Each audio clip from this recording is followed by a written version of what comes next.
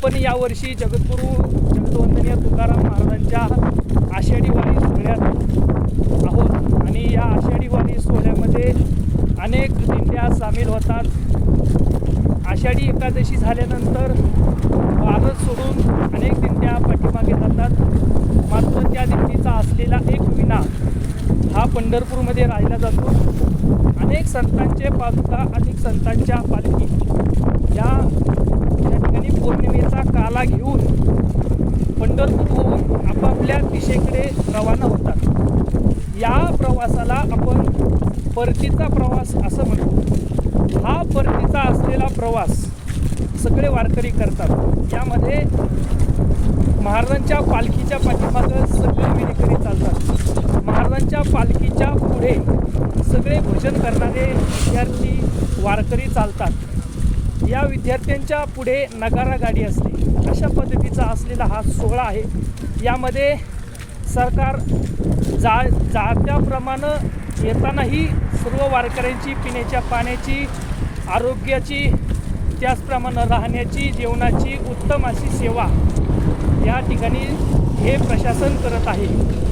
या सोहळ्यात परतीच्या प्रवासामध्ये अत्यंत आनंददायी प्रवास असतो, कारण हा सोहळा चालत असताना एकदम निवांत चालता येतं। काही गडबड नसते, गोंधळ नसतो, गडबड नसते।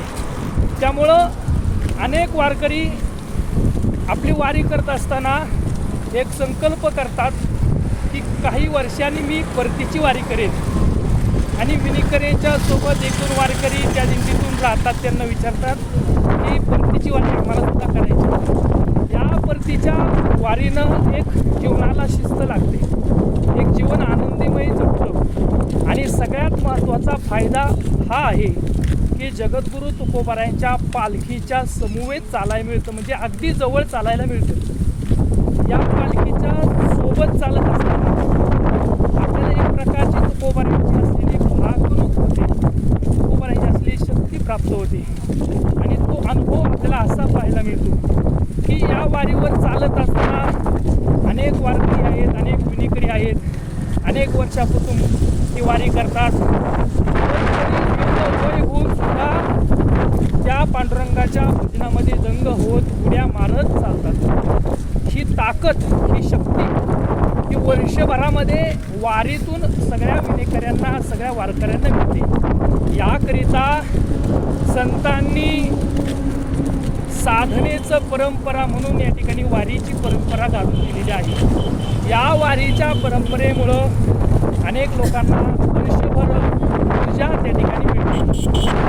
असा असलेला संतांनी हा सोहळा चालू केला आहे। या सोहळ्यामध्ये आपण सहभागी व्हावं आणि आपल्या जीवनाची एक संकल्पतेची पायरी बदलून घ्यावी, अशी आपल्या सगळ्यांना विनंती आहे। एकदा तरी पंढरपूरची वारी करून पहा आणि मग आम्हाला अनुभव कळवा। रामकृष्ण हरी।